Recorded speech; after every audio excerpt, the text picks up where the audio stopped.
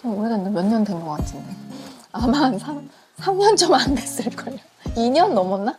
그렇잖아요. 어른들의 연애라는 게 오늘부터 1일 막 이런 사람 아무도 없잖아요. 그냥 어느새 보니까 사귀고 있었기 때문에 흐르듯이 돼서 어느 시점에 그냥 아저씨가 우리 인생에 계속 있었어요. 우리의 삶 속에. 어쩌면 진짜 돌고 돌아 운명일 수는 있겠죠. 제가 아기 때 봤던 아저씨니까. 근데 그거는 전 국민이 다 느낄 것 같아요, 솔직히. 엄마가 훨씬 행복해 보인다는 거는. 저는 엄마가 되게 예민하고 신경질적인 사람인 줄 알았어요. 아니었어요.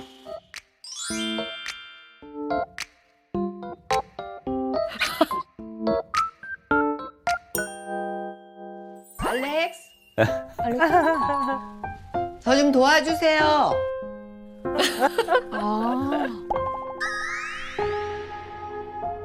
됐어요? 나는 쫙 뭔가 근데 하다만 거. 어디 잠깐만. 거기 좀 여백이 있으면 좋지 않을까요? 난 여백 없는 거 좋아해.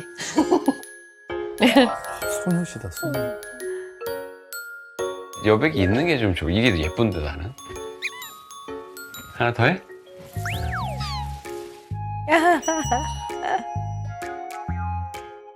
오케이. 예쁘네. 너무 예쁩니다. 엄마도 그런 자신의 모습을 보면서 깜짝깜짝 놀랄 거예요, 아마. 본인의 애교를 본인의 귀로 들을 때 얼마나 놀라겠어요, 본인도. 평생 없던 애교가 막 나오는데. 사실 제가 막 장난스럽게 막 내가 엄마보다 이혼 선배다 막 이런 말도 막 하고 그랬거든요. 근데 이혼하고 나면 사실은 이 감정 기복이 있는데 그거 거의 비슷해요. 죄책감 들었다, 분노가 들었다, 뭐 다시 포기 상태가 됐다가 자포자기하다가 다시 살아보려는 의욕 느끼다가 또 이상한 남자 몇 명 만나고 좌절하고 현생에선 끝인가 하다가 좋은 사람 만나고 아 그렇지 내가 포기하지 않길 잘했다 이런 사이클이 또 있어요. 근데 이제 슬픈 사이클일 때 좀만 견뎌봐. 또 얼마나 좋은 남자들이 많고 그 사람들하고 만나면 또 얼마나 좋은 나의 모습이 나오기도 하고 이제 그런 얘기를 하거든요. 예전에 결혼할 때 사람들이 그랬어요. 서로 너무 달라야, 그러니까 서로 다른 사람끼리 만나야 잘 산다. 못 사는 것 같아요. 전 너무 다르니까 그 갭을 이겨내는 세월을 참 많이 소비하고 진이 빠졌다고 느꼈거든요. 아, 이제는 더 뭔가를 일으킬 힘이 없다. 나의 모든 거는 소진되었다. 이런 표현이 맞았었어요. 그런 감정이 있다는 게 거짓말인 줄 알았거든요. 근데 처음으로 좋아하는 감정이 이런 거구나. 아, 나도 누군가를 좋아할 수 있구나. 그런 생각을 했던 것 같아요. 저는 여쭤보고 싶은 게요. 저 이렇게 편안해도 돼요? 이렇게 좋아도 돼요? 아, 그리고 이런 감정이 뭘까요?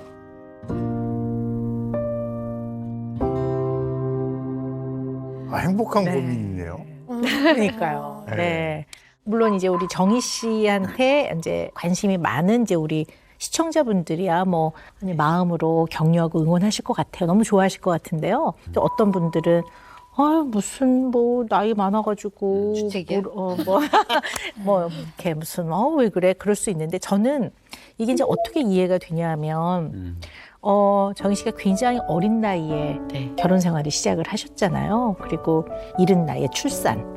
이런 것들을 쭉 겪으면서 물론 이제 최선을 다해서 아이들을 키우긴 하셨지만 이게 왜 사람이 마음 편하게 내 잘난 맛으로 내가 좀 하고 싶은 걸 하고 보통 이렇게 지내거든요. 근데 그렇게 지내지 못한 세월이 굉장히 길었던 맞아요. 것 같아요. 그러니까 사실 정희 씨한테는 지금에 와서 하는 모든 것들이 다 처음 해보시는 것들인 네. 것 같아요. 더하기 마음 편하게. 네, 마음 편안하게 뭔가를 그냥 많이 해보는 거 이게 아마 처음 경험이신 것 같아요. 근데 저보다 나이도 어리고 또 저는 환자고 여성으로서 생각하면 약간 지는 애잖아요. 그러니까 저한테서 무슨 10대, 20대에 그런 풋풋함이 있을 리도 없고 그렇다면 나중에 여자처럼 자꾸 느끼고 싶어 한다면 떠나야 되지 않겠는가. 정말 너무 저희가 뭐 오래 살다 그런 거면 당연히 이런 깊은 마음으로 아내를 사랑하지만 뭐 지금 얼마 안 됐으니까 떠나도 되잖아요. 오히려 기회가 될 수 있잖아요. 정리할 수 있는. 근데 계속 옆에서 이런 것들을 하면서 있어주는 이 자체가 저의 마음이 그냥 무조건 막 이제는 제가 붙들고 싶은 거예요. 예.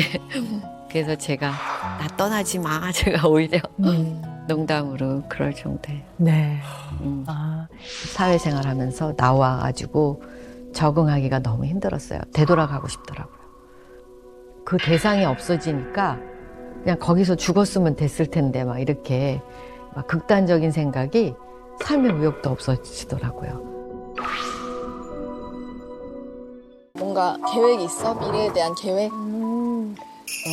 둘이는 구체적으로 얘기한 건 없지만 한번 실수하고 뭐 이혼하고 나서부터는 그냥 주변에 사람들 만나면 나는 무조건 받기만 할 거야. 나는 이렇게 말했거든, 엄마는.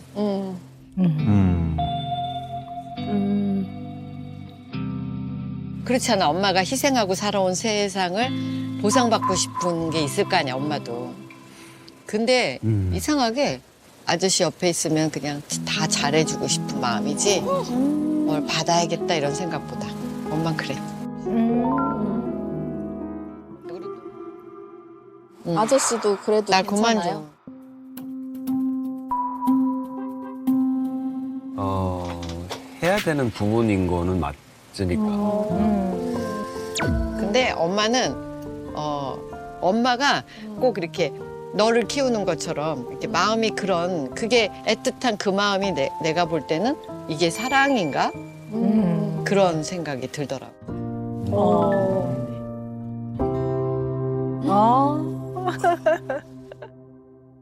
이건 뭐 지나간 건데 지금 할 얘기는 아닌데 갑자기 생각나서 옛날에 나는 집에 누가 오는 게 별로 안 좋았어요. 왜냐면 치워야 되잖아요. 그렇죠. 근데 요즘은 제가 손님들을 참 많이 부르거든요. 거의 매일 오는데 걱정이 이제 안 되니까 너무 즐거운 거예요. 왜냐하면 같이 치워줄 사람이 있으니까. 네. 그래서 이런 거 있잖아요. 옛날에 혼자 해서 힘들었는데 네. 둘이 같이 하니까 더 재밌다. 그러면서 둘이 재밌게 일하고 있어요. 네. 아니 이거 우리 태연 씨 얘기 좀 들어봐야 돼. 네? 진짜 즐거우신지. 제가 최근에 주부 습진이 뭔지 알게 됐어요. 많이 하셨군요. 그런 집안에서 노력들을 같이 하다 보니까 너무 재밌어요. 지금 주부 습진도 뭐 처음 안 거지만 뭐 나쁘진 않은 것 같고. 이런 말씀 드려도 될려나 모르겠는데요. 60세에 시작한 첫사랑인 것 같아요. 첫사랑인 것 같아요.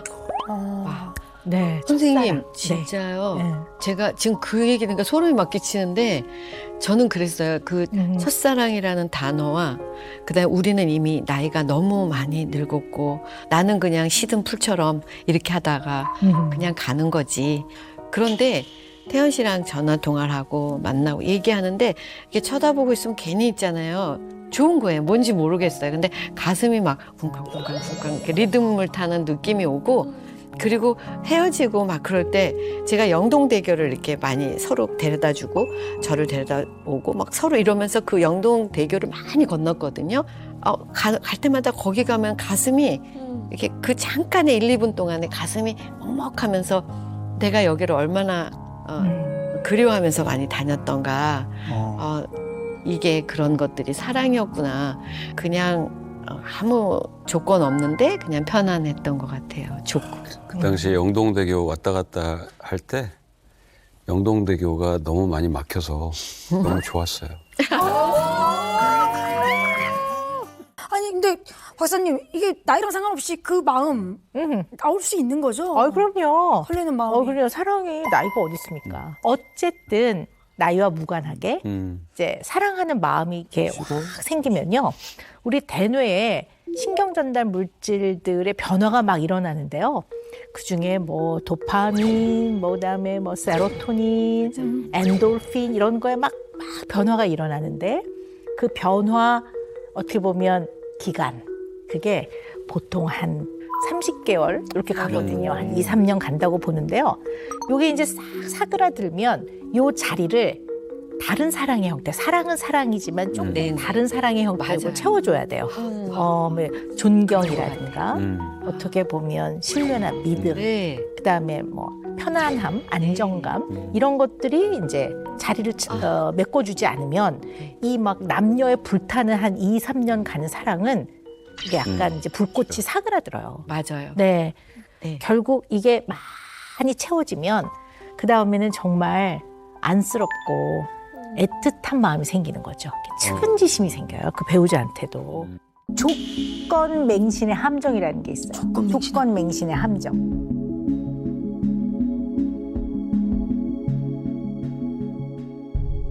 어떤 사람이 사랑에 빠져요. 그러면 단점은 안 보여요. 그리고 뭐요? 내가 되게 중요하게 생각하는 상대방의 조건만 눈에 보여요. 그러니까 이게 예를 들어 볼게요. 어느 날 이제 뭐 나 빨간 딱지가 붙고 밤새 이제 거리에 나앉게 됐어요. 아버지 사업이 실패했어요. 그래갖고 그걸로 굉장히 많은 어려움을 겪고 가족들이 많이 힘들고 마음의 상처를 받고 그랬어요. 그러니까 돈이 없으면 불안하고 불안정하다는 생각이 드는 거예요. 그럼 돈이 되게 중요해요. 사람을 딱 만났는데 상대편이 좋아. 경제적으로 여유 있어. 인생에서 되게 중요한 조건이었던 이 부분이 굉장히 이제 중요하게 생각되면서 눈에 콩깍지가 딱 씌이면 나머지 것들 잘 고려하지 않고 여기에 쏙 빠지는 거죠. 근데 이제 막상 결혼해서 살다 보면 결혼이라는 게 자질구레한 일들이 참 많이 생깁니다. 근데 이런 것들을 서로 해결하고 살아야 되는데 이 콩깍지가 싹 이제 거치면서 나머지 부분들이 보이는 거죠. 그러면 이제 많은 갈등이 이제 유발되기도 하고 그런 걸 잘 해결하지 못하면 결국 이제 헤어지는 문제들이 생기는 거죠. 선생님, 실제로 진짜 콩깍지가 씌는 게 네. 정신과적으로도 무슨 몇 기간이 있다고. 네. 들었거든요. 남녀 간의 불타는 사랑은요. 길어야 3년. 길어야 3년. 그 3년 이상은 안 되는 거예요? 근데 3년이 넘으면 사랑이 식는 게 아니라 태어날 때의 근본적인 어떠한 남자 여자의 인간으로서 이성적 사랑이 있단 말이에요. 그것이 지속되는 시간이라고 보고요. 요게 지나고 나면 다른 사랑이 그 자리를 많이 채워가죠. 예를 들면 신뢰. 네. 그다음에 서로가 위로하고 힘들 때 서로 보듬고 가족이라는 연대감, 가족에 대한 배우자에 대한 자녀에 대한 책임감도 사랑의 종류예요. 그러니까 굉장히 다양한 종류의 사랑들이 있다라는 얘기죠. 네. 그래서 가족의 구조로 봤을 때 그리고 각자의 위치와 그 위치에 따른 역할을 봤을 때는 약간 개선하는 게 맞아요. 그러니까 협동할 건 협동하고 서로 힘든 거는 보완해주고 도와주고 위로하는 건 필요한데 할 수 있는 건 각자 하는 게 맞거든요. 자기가 할 수 있는 거는. 그러니까 조건의 함정이라는 거 굉장히 중요합니다.